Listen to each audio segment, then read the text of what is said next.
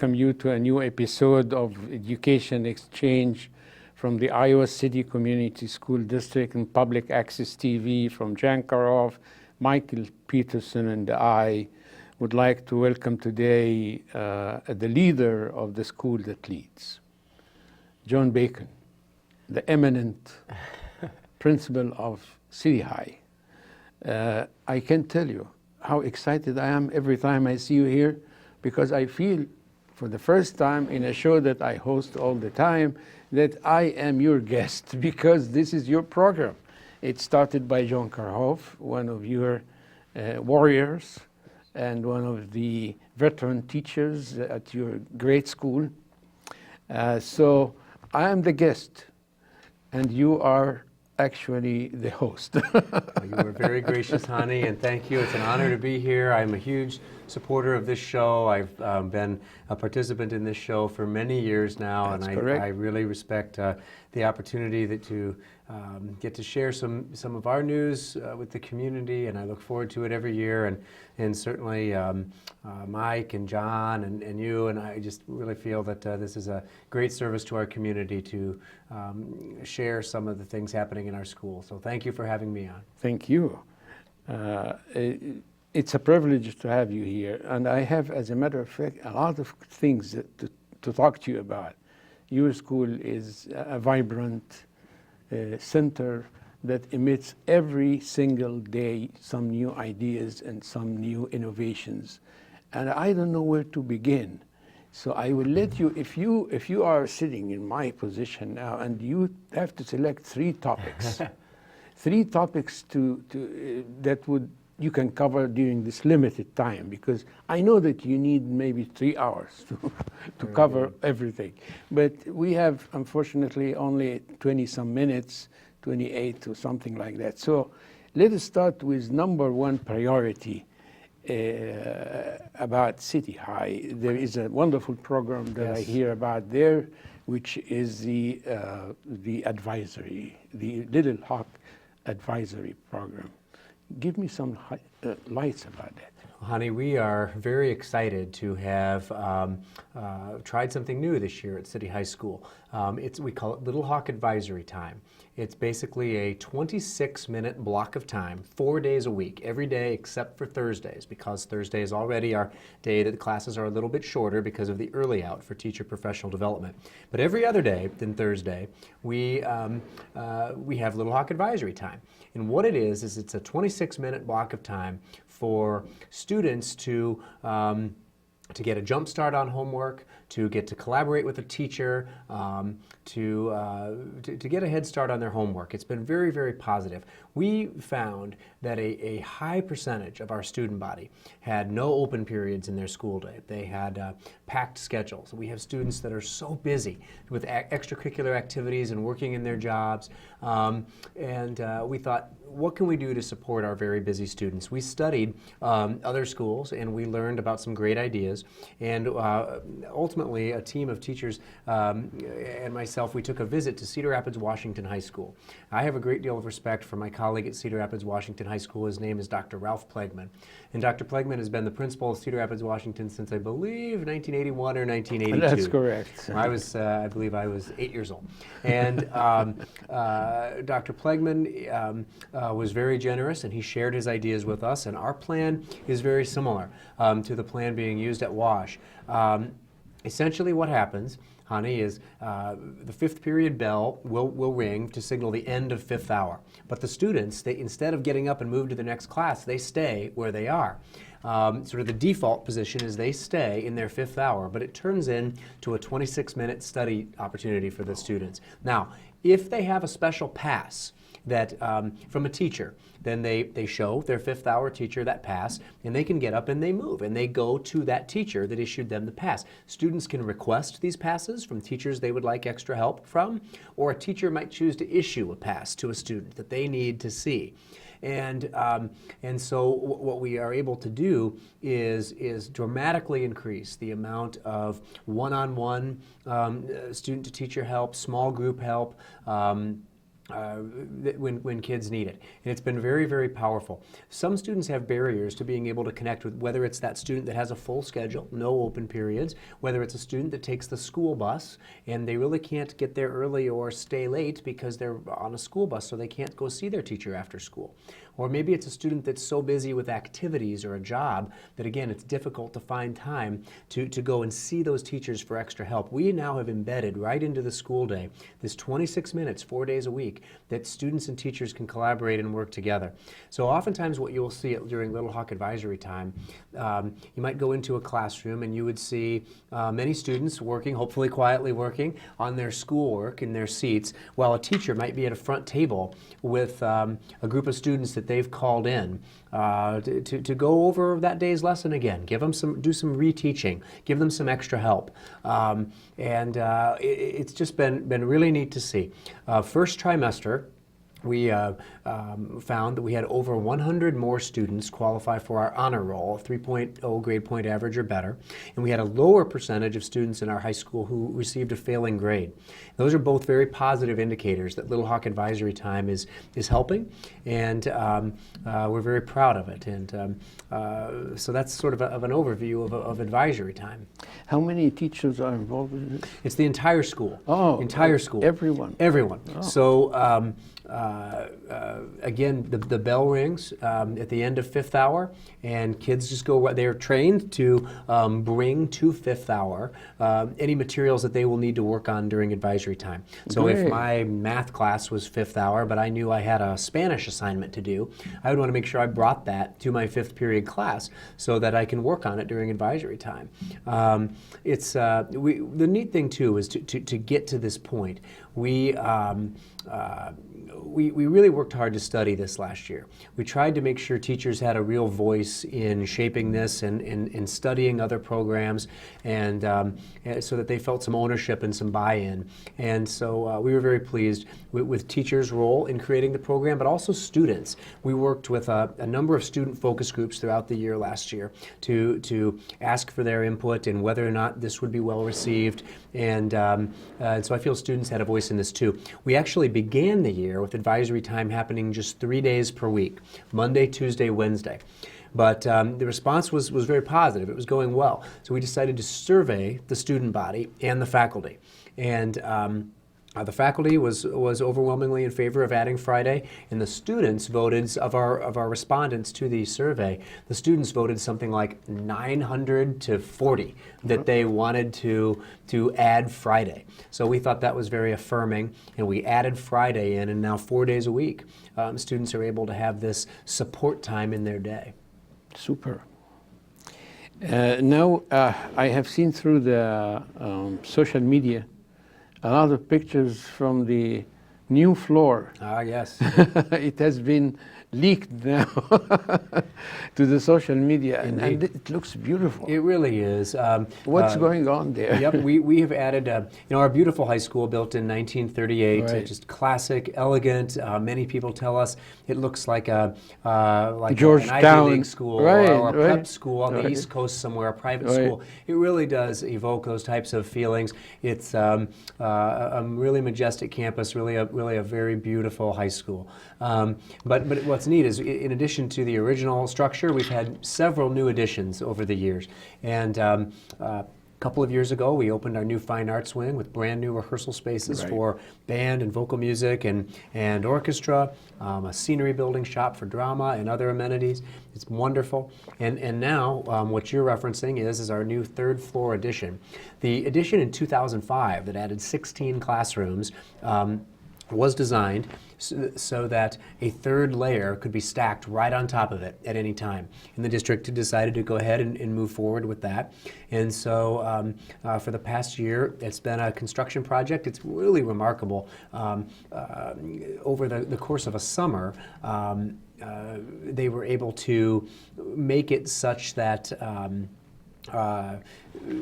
the work was contained to the third floor, and they had it was not an interruption for the building. There was just occasional noise, but really not too bad. We were able to go on with school, and they just stuck this third floor addition right up there. And so we have 6 brand new classrooms that will be opening very soon. Furniture is scheduled to be delivered on the No School Day on Martin Luther King Day here coming up.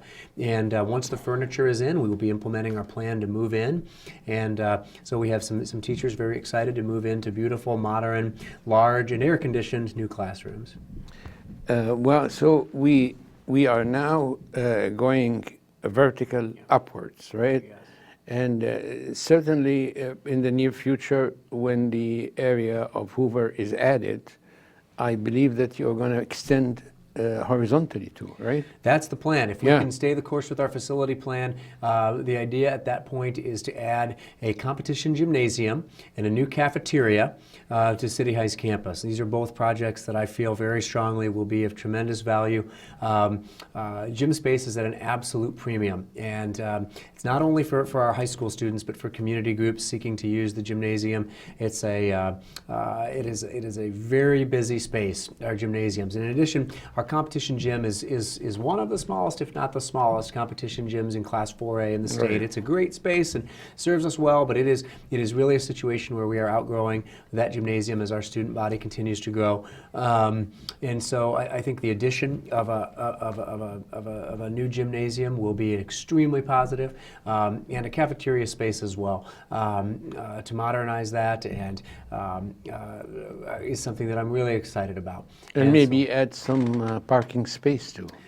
Well, we'll have to, the engineers will reconfigure things in terms of looking at the overall footprint and the larger space that they would have, and in terms of where all the pieces would actually go. I'm excited to get to that stage. We're not there yet, but to the point when plans are actually made. But without question, those are planned additions for our school that I'm very excited about, that I think will benefit all the City High students and continue to modernize and grow our beautiful campus. It's a great place, but I will always advocate for our students having the best facilities, and I think it's something that's really going to benefit a lot of students. Before I go to some personal questions that I collected from some of your kids, Okay. I would like to use a couple minutes to get your update about other programs Wonderful. at City High. Well, this could be, we could have like either a mini-series or maybe a TV movie on this topic, because I could go on and on about this one. But I will highlight a few groups doing special things. No particular order, and I'm always afraid I'll leave some groups out, but as there are so many spectacular groups at City High, but a few standouts right now. Over this past weekend, we celebrated a success of our policy debate team.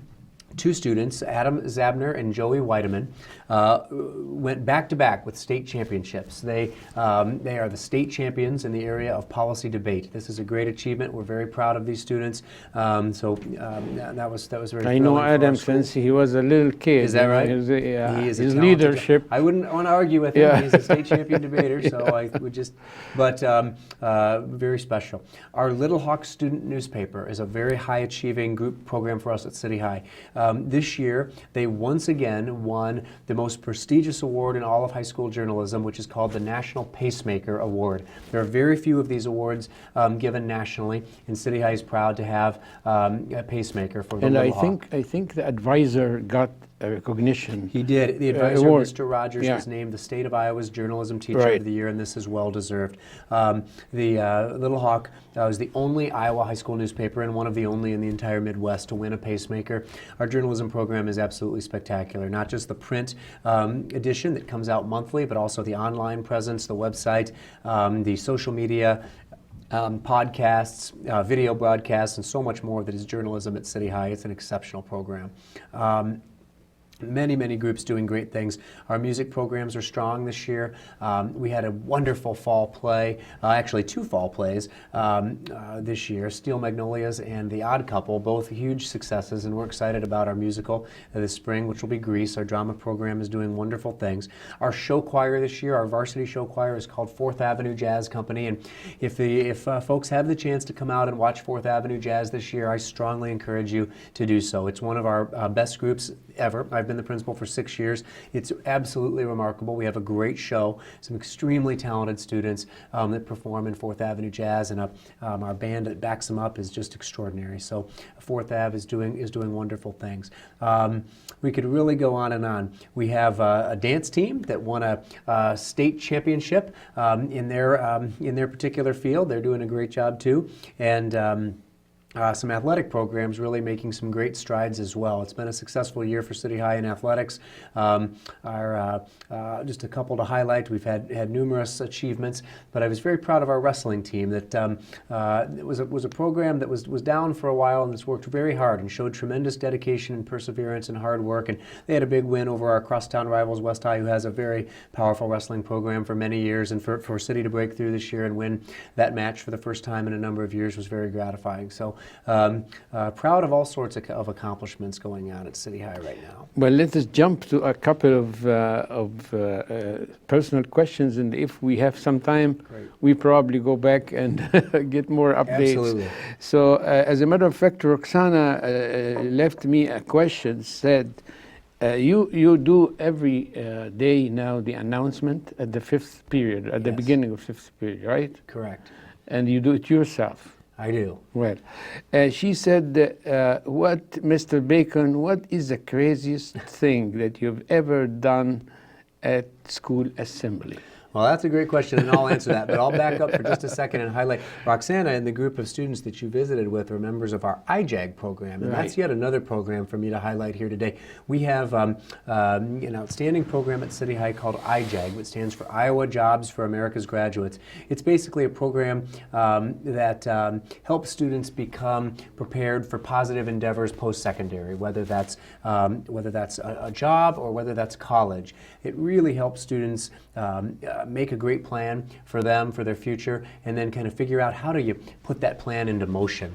And we have some really talented kids and future leaders in our IJAG program. It's absolutely tremendous. We have a 9th and 10th grade IJAG classroom, and then an 11th and 12th grade classroom, so students can come in and have that support all the way through high school. And it's really fun to watch some of the neat things that our IJAG students are doing. So I'm very really glad impressive. you got a chance to talk with them. It's an outstanding group of students and very inspirational stories there.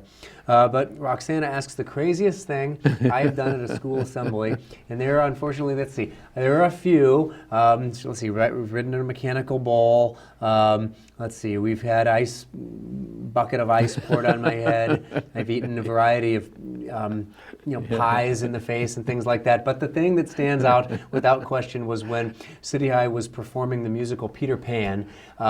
We had fly rigging equipment that was in the auditorium so that Peter Pan could come and fly out over the audience members, and it was really, really neat. And we couldn't resist, so we took the fly rigging equipment and we were able to set that up in the gymnasium, and I was able to fly in to one of the assemblies. And so to fly in over the entire student body of the high school from the rafters will definitely be a special memory for me. So Diana is another student that was visiting us, and she left a question for Mr. Bacon. She was inquisitive about your plans when you were her age. Yeah. Have you always targeted or wanted to be a principal? Well, that is a great question, and I will tell you, when I was Diana's age, no, I certainly did not expect that I would come back and return to my beloved alma mater as the principal. When I was in high school, let's see, I think the thing that I was very involved in journalism at City High, and I wrote a sports column for the Little Hawk student newspaper, and I with Jack Kennedy. With Jack Kennedy, who was an absolutely incredible educator. My friend Jack Kennedy, remarkable, amazing guy, truly great teacher. But I wanted to be a sports broadcaster, which is, you mentioned reading the announcements, which is it's my one opportunity during the day, that and doing this show, I think, to get to broadcast. So I wanted to be a sports broadcaster. I wanted to do the sports on television. That was what I wanted to do. But somewhere along the lines that changed, and I wanted to, I think I wanted to maybe have an opportunity to work with people a little more and try to make an impact in a positive way. And I thought back when I was in college to some of my great teachers that I'd had growing up, and I thought back to people like Ed Saylor and Tom Annan that were teachers at Helen Lemme that used to come out and play football with us at recess, and Mr. Saylor would take one side Sure. and Mr. Annan would take the other, and they'd be the all-time quarterbacks. And we'd have so much fun, and I just remembered those guys always looked like they were having a lot of fun doing their job, and that always stayed with me. And so when I was trying to decide what to do, those guys in part inspired me, as well as many other great teachers that I had. But I went on and became a teacher, and from there decided... And the principal of Lemmy. Yes, and then I was an elementary principal. Right. A couple different schools, and then the chance to come up to City High. So it's been an incredible ride, and I hope we have a ways to go here. So one of the pioneer teachers, Rick, Yes. Rick Spear, Yes. left me a question too, and he said, of course he admires your energy, we all do, but he said, where is that energy come from? Well, okay. I'll tell you what, I will put that right back on Rick and other great teachers. Honestly, I feel inspired to get to work with our faculty every day. The faculty and staff of City High School is an extraordinary group of people, and you might expect me to say that, but I'm telling you it is an extremely impressive group of educators. Just I go back to Little Hawk Advisory, which we were talking about. How many faculties at a large high school with such great tradition, you know, when you come forward with an idea to try something different, pretty something innovative, something a major change like that to a schedule.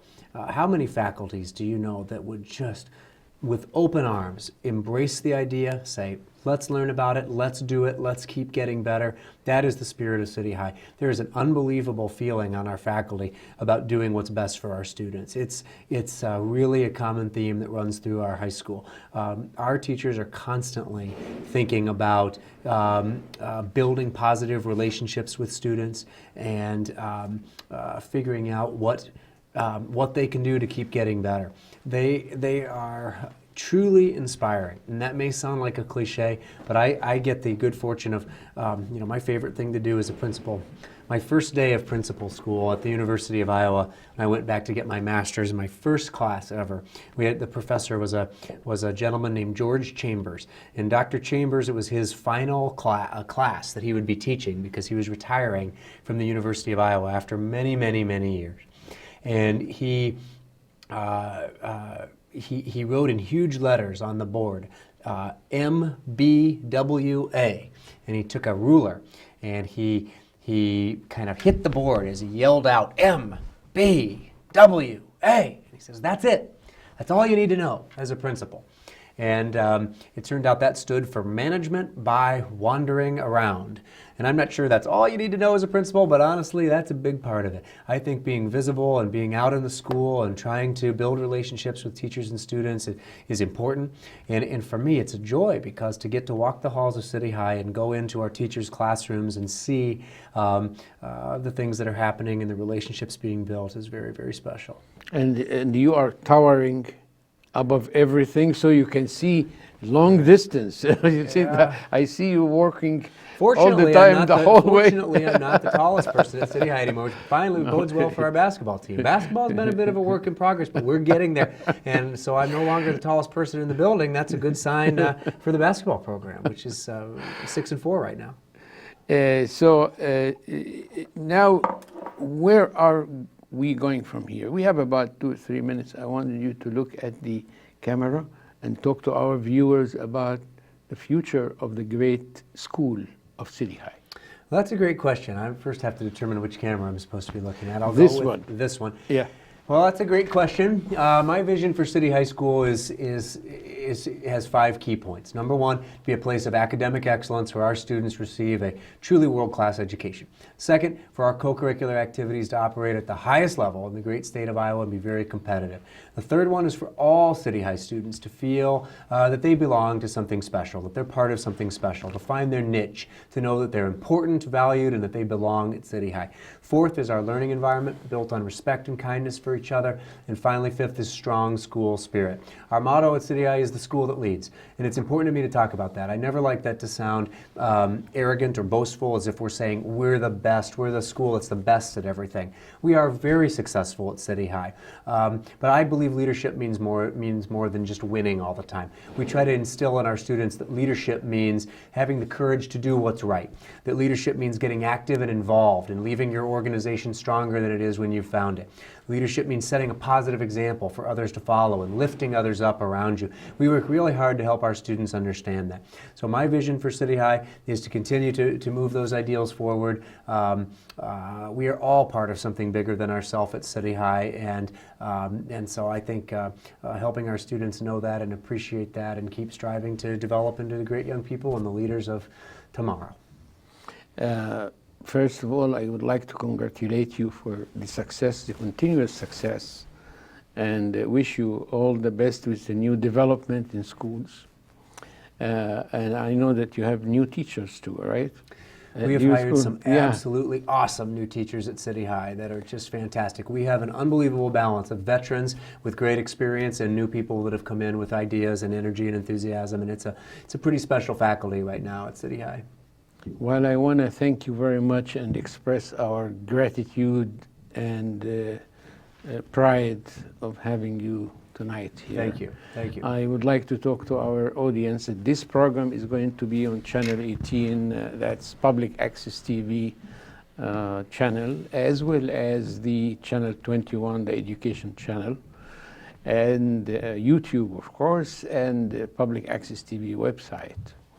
Watch the listing. We are always there. If you ever miss us or you want to see this episode in particular, just go to YouTube in maybe 24 hours from now, and you will enjoy the nice talk with Mr. Bacon. It's always illuminating, always inspiring, always motivating. Thank you from the bottom of our heart.